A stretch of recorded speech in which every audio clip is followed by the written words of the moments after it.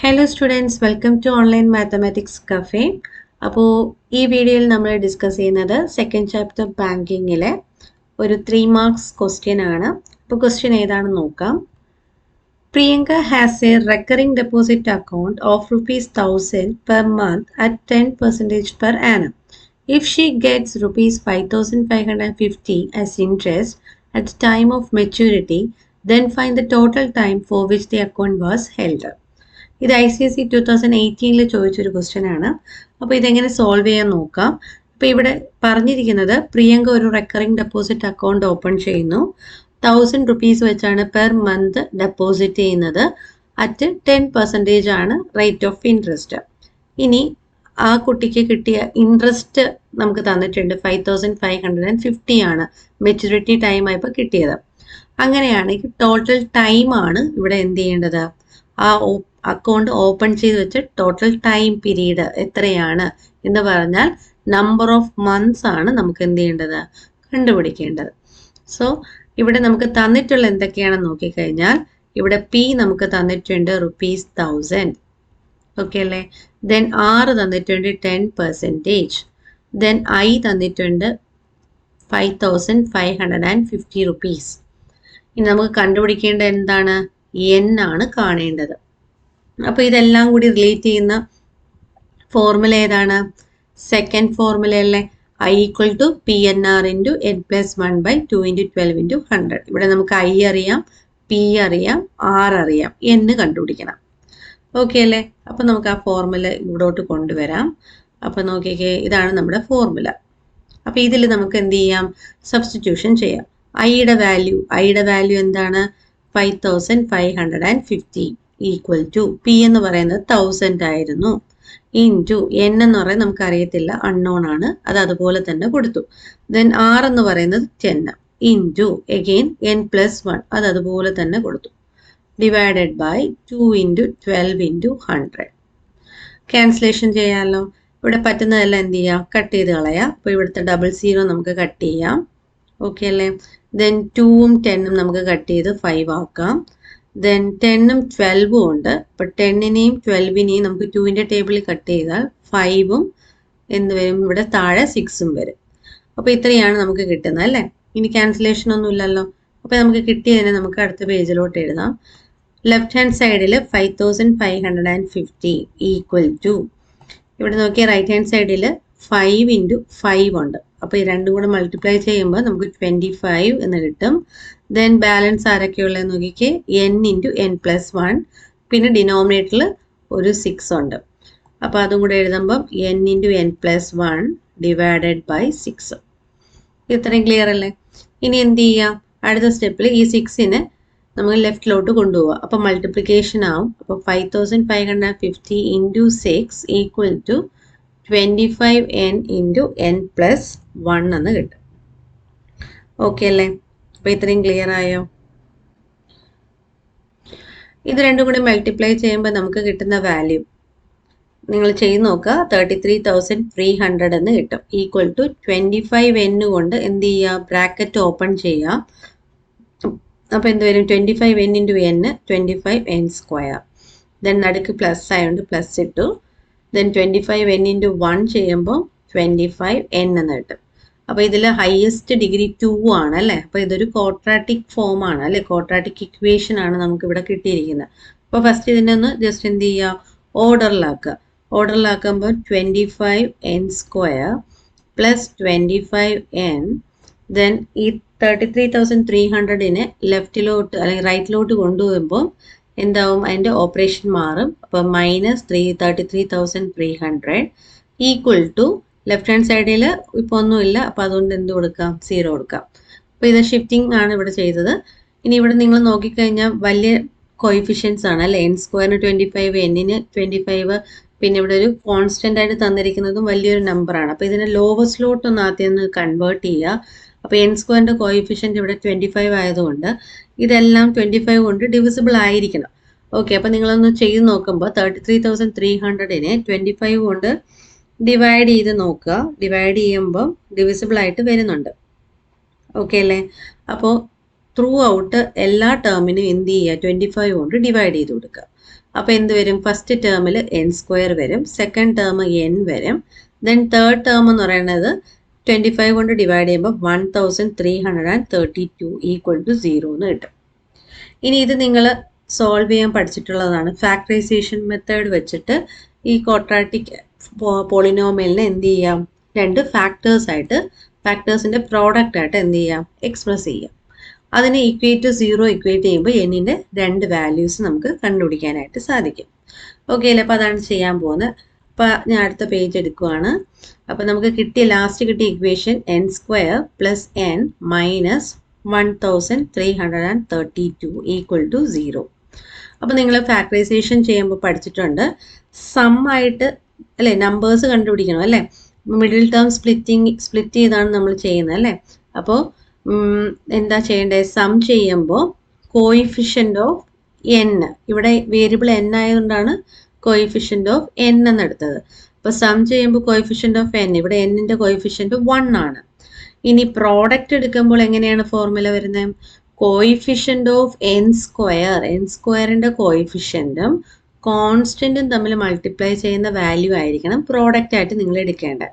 അപ്പോൾ ഇവിടെ എൻ സ്ക്വയറിൻ്റെ കോയിഫിഷ്യൻ്റ് ഇവിടെ എന്താണ്? 1 ആണ്. ഇൻറ്റു കോൺസ്റ്റൻറ്റ് ടേം ഇവിടെ എന്താണ്? -1332 അല്ലേ? അപ്പോൾ -1332. സോ പ്രോഡക്റ്റ് ആയിട്ട് നമുക്ക് ഇവിടെ കിട്ടുന്നത് 1 ഇൻറ്റു -1332 ചെയ്യുമ്പോൾ -1332 തന്നെയാണ് പ്രോഡക്റ്റ് ആയിട്ട് വരിക. അപ്പം നമ്മൾ നമ്പേഴ്സ് കണ്ടുപിടിക്കാൻ നമുക്ക് എന്താണ് ചിന്തിക്കേണ്ടത്? ഏതോ രണ്ട് നമ്പറിൻ്റെ സമ്മ് 1ഉം പ്രോഡക്റ്റ് -1332 ആണ്. അങ്ങനെയാണെങ്കിൽ നമ്പേഴ്സ് ഏതൊക്കെയായിരിക്കും? അപ്പോൾ ഇത് വലിയൊരു നമ്പറാണ് അല്ലേ, 1332. അപ്പോൾ ഇത് ഏതൊക്കെയാണ് ആ നമ്പേഴ്സ് എന്ന് കണ്ടുപിടിക്കാൻ കുറച്ച് ബുദ്ധിമുട്ടാണ്. അപ്പോൾ അത് മാറ്റാനായിട്ട് എന്ത് ചെയ്യുക? ഈ കിട്ടിയ നമ്പർ പ്രോഡക്റ്റായിട്ട് തന്നിരിക്കുന്ന നമ്പറിനെ എന്ത് ചെയ്യുക? ഫാക്ടറൈസ് ചെയ്യുക. ഓക്കെ, അപ്പോൾ 1332നെ നോക്കിക്കഴിഞ്ഞാൽ ഇത് 2ൽ എന്താണ്? ഡിവിസിബിൾ ആയ നമ്പറാണ് അല്ലേ? അപ്പോൾ 2ൽ ചെയ്യുമ്പോൾ നമുക്ക് എത്ര വരും നോക്കിക്കേ? 666 എന്ന് കിട്ടും. ദെൻ എഗെയിൻ ഇതിനെ 2ൽ ചെയ്യുമ്പോഴോ 333 അല്ലേ? 333 എന്ന് കിട്ടും. ഇതിനെ വീണ്ടും നമുക്ക് 3ൽ ചെയ്യാം. അപ്പോൾ 111. 111 എന്ന് പറയുന്നത് എഗെയിൻ 3ൽ ഡിവിസിബിൾ ആണ് അല്ലേ? അപ്പോൾ 3ൽ ഡിവിസിബിൾ ആകുമ്പോൾ ഇതിനെ വീണ്ടും ചെയ്യുമ്പോൾ നമുക്ക് എത്ര കിട്ടും? 37 എന്ന് കിട്ടും. ഓക്കെ അല്ലേ? 37 ഒരു പ്രൈം നമ്പർ ആയതുകൊണ്ട് നമുക്ക് ഇവിടെ വെച്ച് എന്ത് ചെയ്യാം? സ്റ്റോപ്പ് ചെയ്യാം. ഇനി നിങ്ങൾ നോക്കുക, 37 പ്രൈം നമ്പർ ആണ്. ബാക്കി വരുന്ന നമ്പർ ഒന്ന് മൾട്ടിപ്ലൈ ചെയ്ത് നോക്കുക. അപ്പോൾ 3 × 3 ചെയ്യുമ്പോൾ 9 വരുന്നുണ്ട്, 2 × 2 ചെയ്യുമ്പോൾ 4 വരുന്നുണ്ട്. അപ്പം 9 × 4 ചെയ്താൽ നമുക്ക് കിട്ടുന്ന നമ്പർ ഏതാ? 36. നിങ്ങൾ നോക്കിക്കേ, 36ഉം 37ഉം തമ്മിലുള്ള ഡിഫറൻസ് 1 അല്ലേ? അപ്പം നമുക്ക് ഇതൊന്ന് ചെക്ക് ചെയ്ത് നോക്കിയാലോ? ഇതാണോ നമ്പേഴ്സ് ആയിട്ട് വരുന്നതെന്നൊന്ന് ചെക്ക് ചെയ്ത് നോക്കുക. അപ്പം നമുക്ക് 36നെയും 37നെയും എടുക്കാം. അപ്പോൾ 36ഉം 37ഉം എടുക്കുന്നതിന് മുന്നേ ഇവിടെ നോക്കുക, ഇവിടെ പ്രോഡക്റ്റിൽ നെഗറ്റീവ് വരുന്നുണ്ട്, സമ്മിൽ പോസിറ്റീവും വരുന്നുണ്ട്. അപ്പം സം എപ്പോഴെങ്കിലും പോസിറ്റീവ് ആണെങ്കിൽ വലിയ നമ്പർ എന്തായിരിക്കണം? പോസിറ്റീവ് ആയിരിക്കണം. അപ്പോൾ ഈ നെഗറ്റീവ് നമ്മൾ ആർക്കാണ് ഇട്ട് കൊടുക്കാം? ചെറിയ നമ്പറിനല്ലേ? അപ്പോൾ 36ന് എന്ത് കൊടുക്കാം? നെഗറ്റീവ് ഇട്ട് കൊടുക്കാം. 37ന് എന്തിട്ട് കൊടുക്കാം? പോസിറ്റീവ് ഇട്ട് കൊടുക്കാം. എന്നിട്ട് കറക്റ്റ് ആവുന്നുണ്ടോ നോക്കിക്കേ.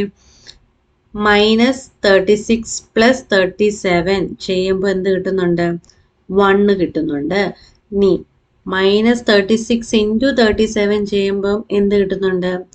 -1332 കിട്ടുന്നുണ്ട്. സോ നമ്മുടെ നമ്പേഴ്സ് ഏതാണെന്ന് ഫിക്സ് ചെയ്യാം. -36ഉം 37ഉം ആണെന്ന് ഫിക്സ് ചെയ്യാം. അപ്പോൾ നമുക്ക് മിഡിൽ ടേം ആണ് നമുക്കിവിടെ എന്ത് ചെയ്യേണ്ടത്? സ്പ്ലിറ്റ് ചെയ്യേണ്ടത്. അപ്പോൾ ഈ ഫസ്റ്റ് ടേം അതുപോലെ എഴുതി, എൻ സ്ക്വയർ, എന്നാണ് എൻ സ്ക്വയർ. ഓക്കെ അല്ലേ? ദെൻ സെക്കൻഡ് ടേം നമ്മൾ എന്നിന് പകരം നമ്മൾ എന്ത് കൊടുക്കണം?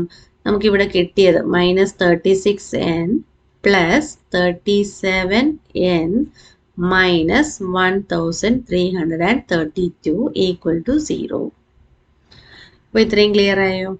ഇതെല്ലാം നിങ്ങൾ മുമ്പ് പഠിച്ച കാര്യം തന്നെയാണ് ഫാക്ടറൈസേഷൻ. അത് തന്നെയാണ് ഇവിടെ അപ്ലൈ ചെയ്തേക്കുന്നത്. അപ്പോൾ ഇനി എന്താ ഗ്രൂപ്പിംഗ് ആണല്ലേ. ആദ്യത്തെ 2 ടേം തമ്മിൽ ഗ്രൂപ്പ് ചെയ്യുക, ലാസ്റ്റത്തെ 2 ടേം തമ്മിൽ എന്ത് ചെയ്യുക, ഗ്രൂപ്പ് ചെയ്ത് കൊടുക്കുക. അപ്പോൾ ആദ്യത്തെ 2 ടേമിൽ കോമൺ ഫാക്ടർ ആയിട്ട് വരുന്നത് n അല്ലേ, നോക്കിക്കേ.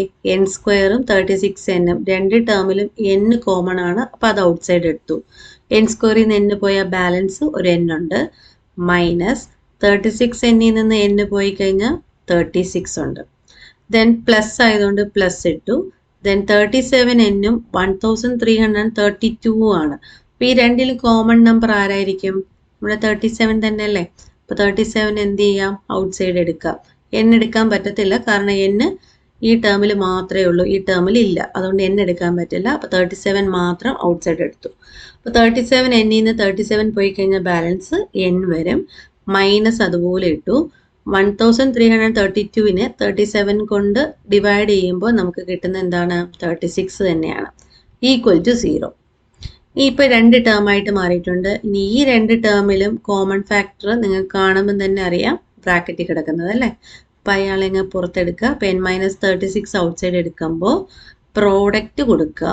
എന്നിട്ട് അടുത്ത നമ്പർ ഏതാണ്, n അല്ലേ. ആദ്യത്തെ ടേമിൽ നിന്ന് നമ്മുടെ n-36 അങ്ങ് പോയി. ബാക്കി ആരാ ഉള്ളത്, n എഴുതി. ദെൻ പിന്നെന്താ ഓപ്പറേഷൻ ഏതാണെന്ന് നോക്കിക്കേ, പ്ലസ് ആണ് അല്ലേ. അപ്പോൾ പ്ലസ് ഇട്ടു. ദെൻ അടുത്ത ടേമിൽ n-36 പോയി കഴിഞ്ഞാൽ പിന്നെ ആരാ ഉള്ളത്, 37 ആണ് ഉള്ളത്. Equal to 0. കണ്ടല്ലോ. അപ്പോൾ ലെഫ്റ്റ് ഹാൻഡ് സൈഡിൽ നമ്മൾ സ്പ്ലിറ്റിംഗ് ദ മിഡിൽ ടേം ആണ് അപ്ലൈ ചെയ്ത് ആ ഒരു ക്വാഡ്രാറ്റിക് ഫോമിനെ നമ്മൾ 2 ഫാക്ടേഴ്സിൻ്റെ പ്രോഡക്റ്റ് ആയിട്ട് എക്സ്പ്രസ് ചെയ്തു. ഇനി റൈറ്റ് ഹാൻഡ് സൈഡിൽ ഫുൾ എന്താണ്, 0 ആണ് അല്ലേ, ഇക്വേറ്റ് ടു 0 ആണ്. അപ്പോൾ 2 ടേംസ്, ഇവിടെ 2 എന്താണ് ഫാക്ടേഴ്സ് ഉണ്ട്. അതിൻ്റെ പ്രോഡക്റ്റ് 0 എന്നാണ് ഇവിടെ വന്നിരിക്കുന്നത്. അതിൻ്റെ മീനിങ് എന്താണെന്ന് ആലോചിച്ച് നോക്കിക്കേ. ഏതെങ്കിലും 2 നമ്പറിൻ്റെ പ്രോഡക്റ്റ് 0 ആവണമെങ്കിൽ ഒന്നുകിൽ ആ 2 നമ്പറും എന്തായിരിക്കണം, 0 ആയിരിക്കണം, അല്ലെങ്കിൽ ഏതെങ്കിലും ഒന്ന് 0 ആയിരിക്കണം. അല്ലാതെ വേറെ പോസിബിലിറ്റീസ് ഒന്നും ഇല്ലല്ലോ. അപ്പം നമുക്ക് എന്ത് പറയാം, ഒന്നുകിൽ n-36 0 ആയിരിക്കാം.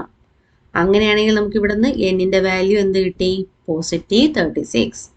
ഓർ n+37 എന്താവാം, 0 ആവാം അല്ലെ. ഏതെങ്കിലും ഒന്ന് 0 ആയാലേ പ്രോഡക്റ്റ് 0 ആവത്തുള്ളൂ. അപ്പോൾ ഒന്നുകിൽ n-36 0 ആവാം എന്ന് ചിന്തിക്കുമ്പോൾ n-ന്റെ വാല്യൂ 36 എന്ന് കിട്ടി. ഇനി n+37 ആണ് 0 എന്ന് ചിന്തിക്കുമ്പോൾ n-ന്റെ വാല്യൂ എന്ത് കിട്ടും, +37 ആണ്. റൈറ്റ് ഹാൻഡ് സൈഡിലോട്ട് പോകുമ്പോൾ -37 ആയിട്ട് വരും.